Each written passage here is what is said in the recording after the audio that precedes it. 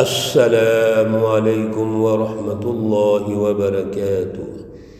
اعوذ باللہ من الشیطان الرجیم، بسم اللہ الرحمن الرحیم۔ وما آتیتم من ربا لیربو فی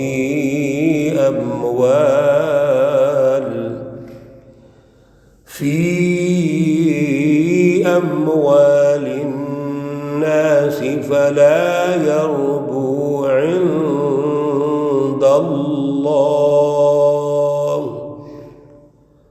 وما آتيتم من زكاة تريدون وجه الله فأولئك هم المضعفون۔ صدق اللہ العلی العظیم۔ اللہم صلی علی سیدنا ومولانا محمد النبی الأمی وعلى آلہ واصحابہ وبارک وسلم وصلی علیہ۔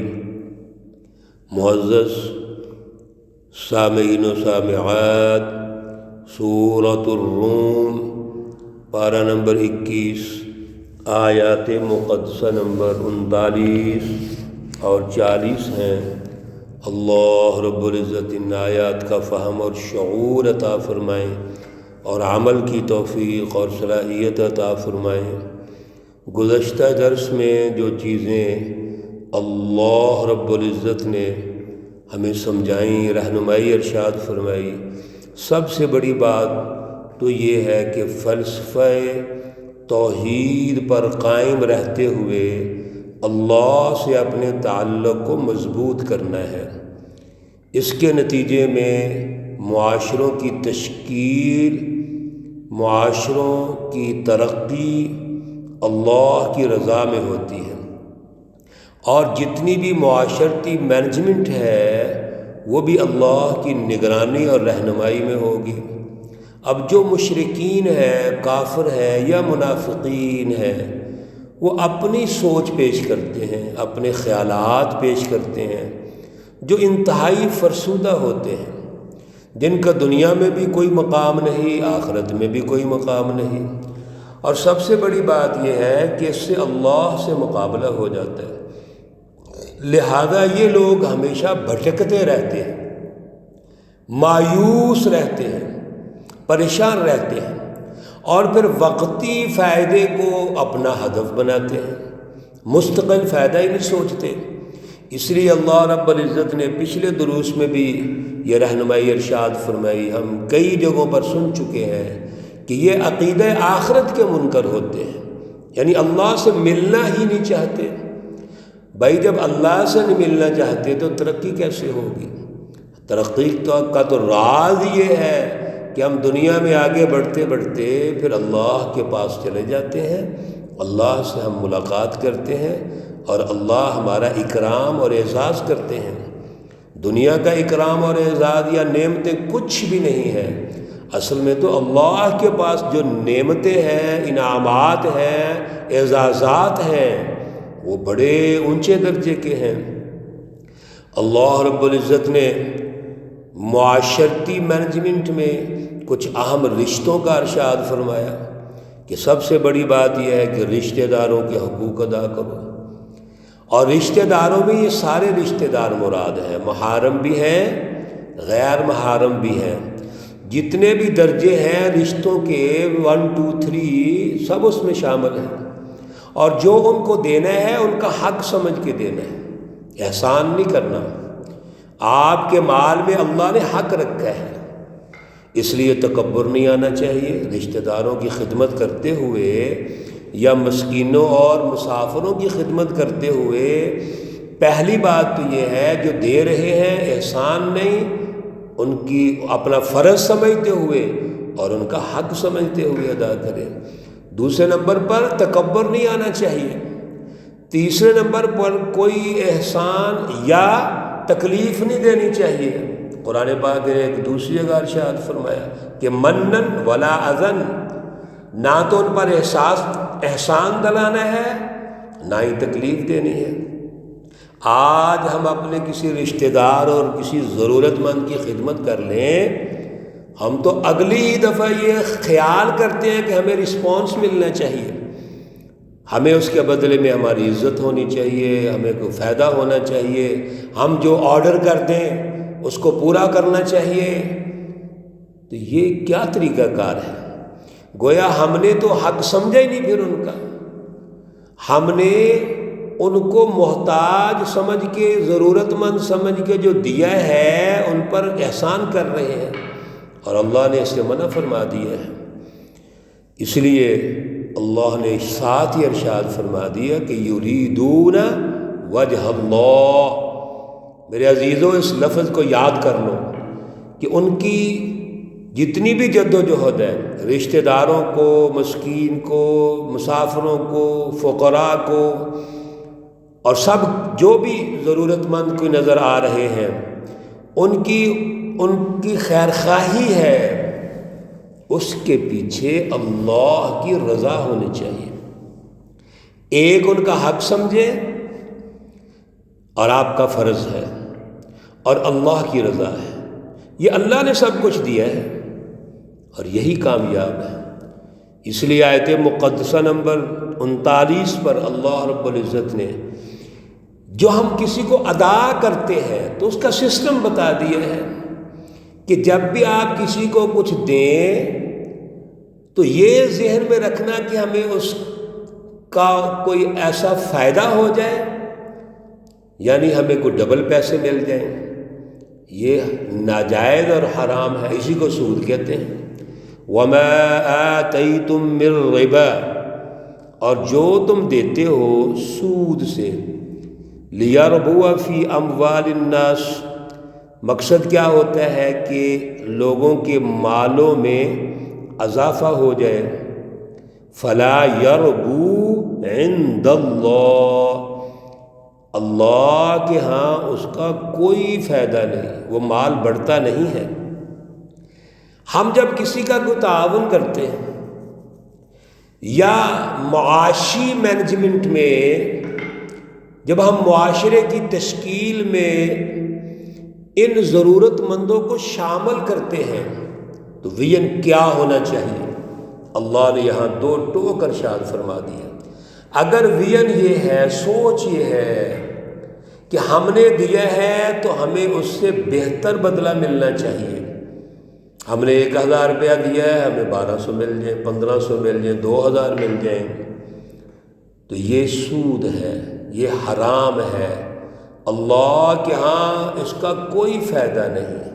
آپ کے ذہن میں ہے کہ اس کا فائدہ ہے، ہمیں 1000 کی جگہ 1500 آئے گا، اسی لیے معاشی مینجمنٹ میں سودی نظام حرام ہے۔ اس لیے معاشرتی مینجمنٹ میں یہ سوچ پیدا کر کے کسی کو دینا یہ حرام ہے۔ اور اللہ معاف کرے، آج تو ہم جب ادا کرتے ہیں رشتہ داروں کو، دوستوں کو، ساتھیوں کو شادی بیاہ میں، تو یہ ہماری سوچ ہوتی ہے، ہم نے 1000 دیا ہے تو وہ ہمارے پاس جب آئیں تو 2000 دے کے جائیں، ہم نے 1500 دیا ہے تو وہ 3000 دے کے جائیں، 2000 دیا ہے تو وہ 5000 دے کے جائیں، اور باقاعدہ لکھتے ہیں، اس پر نظر ہوتی ہے۔ یہ مائنڈ سیٹ غلط ہے۔ اس لیے یاد رکھو، رسول اللہ صلی اللہ علیہ وسلم نے فرمایا، لوگوں کے ہبہ کیا کرو، چیزیں تحفے دیا کرو، اور تحفے اگر ضرورت مند نہیں ہے تو پھر بھی دو، ان کو تحفے دے دو، کوئی چیز ہبہ کر دو۔ اور جس کو تحفہ دیا گیا ہے، ہبہ کیا گیا ہے، اس کی سوچ ہونی چاہیے کہ اب میں بھی تحفہ دے دوں، میں بھی اپنے اس بھائی کی عزت اور تکریم کروں۔ لیکن لینے والا اور دینے والے دونوں کے ذہنوں میں عزت و تکریم ہونی چاہیے، یہ نہیں کہ مجھے اس سے بہتر مل جائے، یا وہ مجھے اس نے کیا دے دیا ہے۔ جب ہمیں کوئی اچھا تحفہ نہ ملے اور ہم نے اچھا دیا ہو تو پھر باتیں کرتے ہیں۔ میرے عزیزوں، بیلنس رکھو اپنی زندگی میں، میانہ روی پیدا کرو۔ اپنی زندگی میں حسن سلوک کا جو اللہ نے ہمیں درس دیا ہے، حسن سلوک کا مزاج بناؤ، اور حسن سلوک جب کرو ذہن میں رکھو کہ اس کا حق ہے، کوئی میں احسان نہیں کر رہا، انشاءاللہ پھر یہ مسائل پیدا نہیں ہوتے۔ وَمَا آتَيْتُم مِّن زَكَاةٍ تُرِيدُونَ وَجْهَ اللَّهِ، اور جو لوگ زکوٰۃ دیتے ہیں، یعنی جیسے پہلے عرض کیا معاشرتی مینجمنٹ میں دوسروں کا خیال رکھتے ہیں، خیر خواہی کرتے ہیں، اپنے مالوں سے زکوٰۃ بھی نکالتے ہیں، صدقات بھی دیتے ہیں، اور اس کے علاوہ تحفے دیتے ہیں، ہبہ کرتے ہیں، وہ دوسروں کی خیر خواہی کرتے ہیں، سخاوت کرتے ہیں۔ اور سخاوت تو بہت بڑا مومن کا شیوہ ہے، صفت ہے کہ وہ اپنی چیزوں بھی دوسروں کو دے دیتے ہیں، اس کو سخاوت کہتے ہیں۔ لیکن ان کا ہدف کیا ہے؟ تريدون وجہ اللہ، وہ اللہ کی رضا چاہتے ہیں، اللہ کی رضا کے لیے کسی کو دیتے ہیں۔ سنو اللہ کیا کہہ رہے ہیں، سبحان اللہ، فَأُولَئِكَ هُمُ الْمُضْعِفُونَ، جب یہ ایسے کرتے ہیں تو اللہ کے ہاں ان کی دگنی قدر ہوتی ہے، ان کو ڈبل اللہ اجر دیتے ہیں، مال میں بھی اجر دیں گے اللہ تعالیٰ ان کو۔ آپ نے کسی کے لیے 1000 روپے کی اللہ کے لیے خیر خواہی کی ہے تو اللہ آپ کے مال میں برکت پیدا فرمائیں گے، 2000 کا فائدہ ہو جائے گا، اسی طرح جتنا بھی ہے۔ اور میں ایک اور آپ کو بات بتا دوں، اگر ہمارا تقویٰ اونچے درجے کا ہے، اعلیٰ درجے کا ہے، کہ ہم دے رہے ہیں اور اللہ کی رضا بھی ہے، رسول اللہ صلی اللہ علیہ وسلم کی سنت بھی ہے، خیر خواہی بھی ہے، اور کوئی ڈیمانڈ نہیں ہے بلکہ اور خیر خواہیاں ہیں، اور اگر جس کو دیا اس نے کوئی غلطی کر دی، کوئی زیادتی کر دی تو ہم معاف کرتے ہیں، یعنی تقویٰ اعلیٰ درجے کا ہوگا تو دگنے کی بجائے 70 گنا ملے گا، 700 گنا ملے گا، وہ اجر بڑھتا چلا جائے گا، اور ہمیں پتہ ہی نہیں ہوگا اللہ ہمیں کیسے نوازیں گے، اور پھر اللہ کے ہاں ہم کتنے برگزیدہ ہوں گے، اللہ کتنے راضی ہوں گے ہم سے، یہ تو ہم اندازہ نہیں کر سکتے۔ ابھی یہاں وقت نہیں وہاں، ورنہ احادیث مبارکہ میں اس کی بڑی شان ہے جو اللہ کے راستے میں دینے والے ہوتے ہیں اور اللہ کی رضا چاہتے ہیں۔ اللہ رب العزت فرماتے ہیں کہ یاد رکھو یہ جو کچھ بھی تم دے رہے ہو میرا حکم ہے، ان کا حق سمجھو، خیر خواہی کرو۔ کیوں؟ اللہ الذی خلقکم، اللہ کی ذات اقدس تو وہی ہے جس نے تمہیں پیدا کیا ہے۔ اللہ پھر ہمیں غور و فکر کی دعوت دے رہے ہیں، بھائی تمہیں بھی اللہ نے پیدا کیا، ثم رزقکم، پھر تمہیں رزق دیا، ثم یمیتکم، پھر تمہیں مارے گا، ثم یحییکم، پھر تمہیں زندہ کرے گا۔ جو آپ معاشرتی مینجمنٹ کر رہے ہو یہ اللہ نے دیا ہے، پیدا بھی اللہ نے کیا، سب کچھ اللہ نے دیا، سب اللہ کی نعمتیں ہیں۔ پھر موت آئے گی، پھر زندہ ہوں گے۔ هل من شرکائکم من یفعل من ذلکم من شیء، اللہ اب دعوت دیتے ہیں، چیلنج کرتے ہیں، هل من شرکائکم، کیا ہے تمہارے شریکوں میں سے، من یفعل من ذلکم من شیء،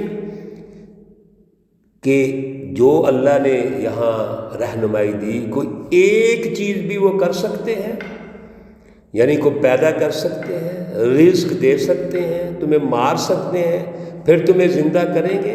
یہ جتنا پروسیس ہے اللہ نے انسان کا دنیا میں آنے کے بعد واپسی تک، یہ کون کرتا ہے؟ اللہ کرتا ہے۔ تو پھر تم اللہ کے ساتھ شریک ٹھہراؤ۔ تمہیں حیا آنی چاہیے، تمہیں غور و فکر کرنا چاہیے۔ سبحانہ، وہ پاک ہے، ان تمام شرک سے پاک ہے، وتعالی، اور بلند ہے، عما یشرکون، جو بھی وہ شرک کرتے ہیں۔ میرے عزیزو، اصل چیز فلسفہ توحید ہے، اس کی رٹ ہے، عملی رٹ ہے، سسٹم میں رٹ ہے، پھر یہ سارے مسائل حل ہوں گے۔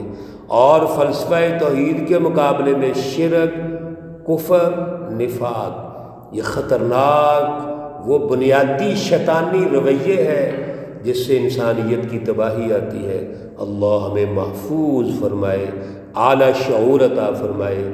اللہ رب العزت تمام مرحومین و مرحومات کو جنت الفردوس میں اعلیٰ مقام عطا فرمائے۔ اللہ رب العزت تمام بیماروں کو شفائے کاملہ عاجلہ مستمر عطا فرمائے۔ اللہ ہمارے تمام بھائیوں کے لیے جو مشکلات ہیں، پریشانیاں، اس میں آسانی پیدا فرمائے۔ ربنا تقبل منا انك انت السميع العليم وتب علينا انك انت التواب الرحيم، وصلى الله تعالى على النبي الأمي محمد وعلى آله وأصحابه أجمعين برحمتك يا أرحم الراحمين۔ السلام عليكم ورحمة الله وبركاته۔